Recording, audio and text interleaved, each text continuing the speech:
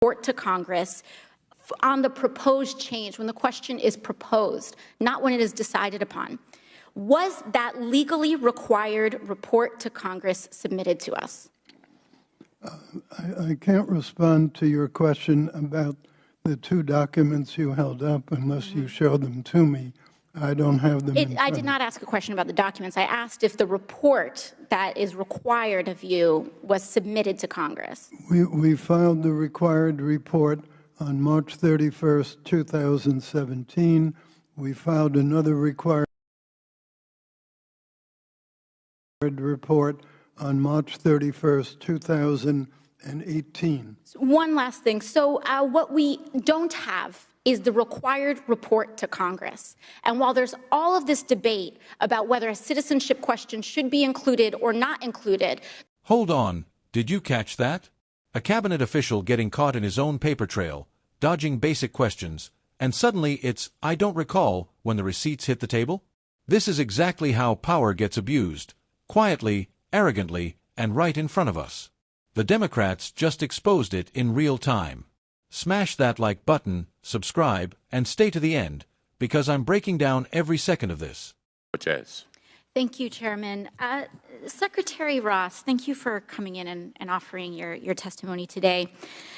Kansas Secretary of State Chris Kobach, mentioned by my colleague, was noted by the New York Times as laboring long and hard in his career, notably in the areas of voter suppression and nativism. He stated last year that he encouraged President Trump to add a question about citizenship to the census during the early weeks of Trump's presidency. Kobach said, quote, I raised the issue with the president shortly after he was inaugurated, and, quote, he was absolutely interested in this. Shortly thereafter, in April of 2017, Steve Bannon asked you to speak to Mr. Kobach about his, quote, ideas about including a citizenship question on the 2020 decennial census. Did you speak to Mr. Kobach about his ideas on the citizenship question? As I described earlier in my testimony, Chris Kobach did have a conversation with me early on in my... I'm sorry, I'm not finished. Chris Kobach did have a conversation with me. He said he had a question he would like us to ask. Thank you. And I thought here, I'm sorry, I must reclaim my time. Mr. Kobach later sent an email to you on July 14th, writing that the lack of the citizenship question, quote, leads to the problem that aliens who do not actually reside in the United States are still counted for congressional apportionment services. Of course, they do reside in the United States. They reside in my district. They're my constituents. But he then wrote, quote, it is essential that one simple question be added to the upcoming 2020 census. It's all there in black and white. Kobach is clear about his reason for adding the citizenship question in his correspondence to you. And it has nothing to do with the DOJ. It has nothing to do with the Voting Rights Act. It is about congressional apportionment to immigrants. But following that email and its concerning contents, did you cut off all contact with Mr. Kobach, or did you speak with him again? I have no recollection of speaking with him again after that. Well, we do have the Southern District of New York has identified a July 25th call between you and Mr. Kobach after that email. Did you bring up Mr. Kobach or his ideas about the citizenship question with anyone in the Commerce Department after Kobach's email? I ultimately rejected the question that Kobach wanted asked. So it does say here, Judge Furman in the Southern District of New York wrote that you, in fact, mentioned Kobach again in a September 6th meeting, in a September 6th, 2017 meeting on the citizenship question. In fact, it was so concerning to your own staff that the General Counsel expressed, quote, concern about your contact with Kobach and recommended talking to others first. Do you recall anything about that meeting? No, I If you have a document, if you have a document, I'll be glad to look at it. I'd be happy to share that. And additionally, do you think it would be helpful for us to speak with Mr. Kobach about this matter? I have no idea. The committee has to make its own decisions. All right. One other thing, it's been stated multiple times in this hearing that the question is a reinstatement of a previous question. But the last time a citizenship question specifically around citizenship was discussed on the census was in 1950. And I pulled up the old question here. And I know it's tough to see from far away, but I pulled up the old question that was originally on the census in 1950. And I see here that the question that is being proposed for 2020 is quite materially different.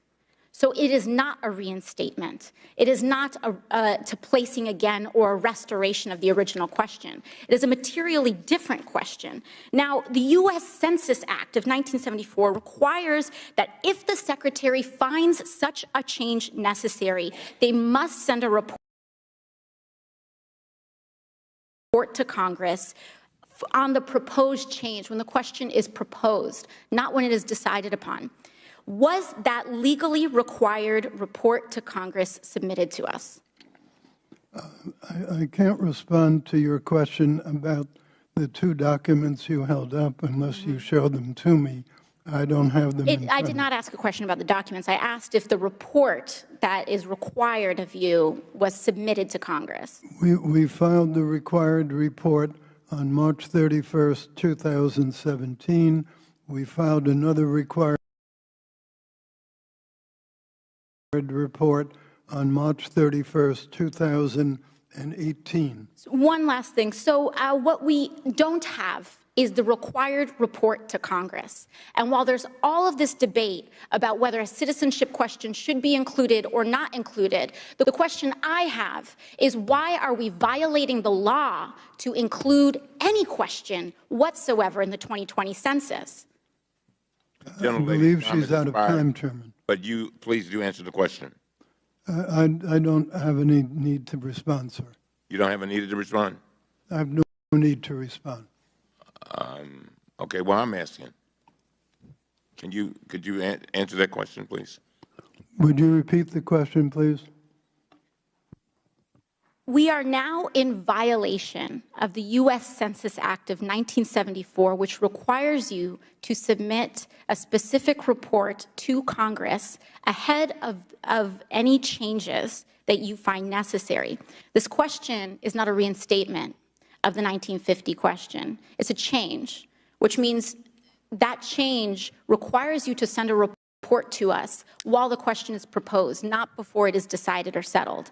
So my question is, why are we violating the law to include this question in the 2020 Point of order.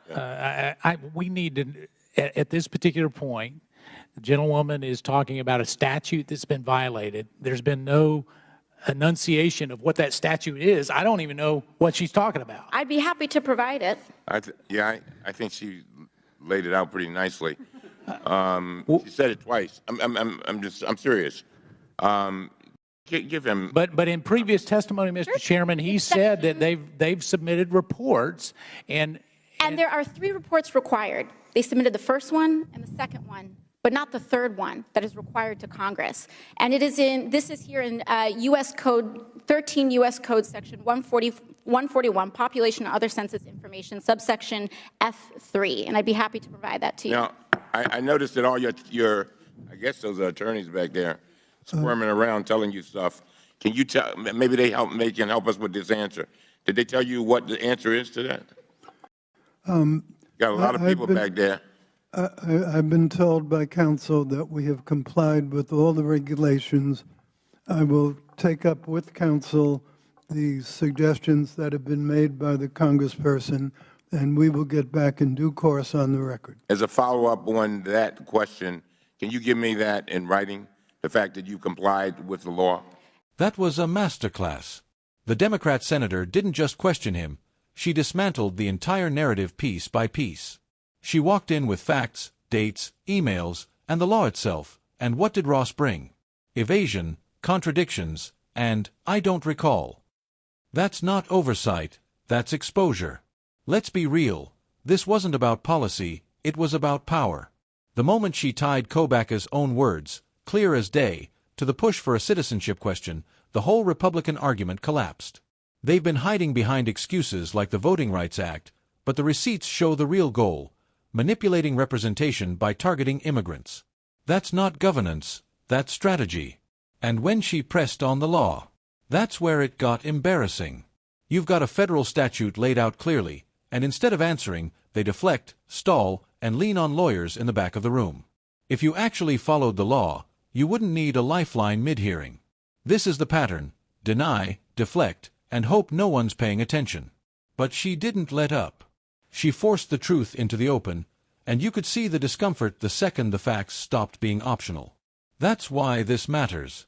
Because without that kind of pressure, this just slides by. And today, it didn't.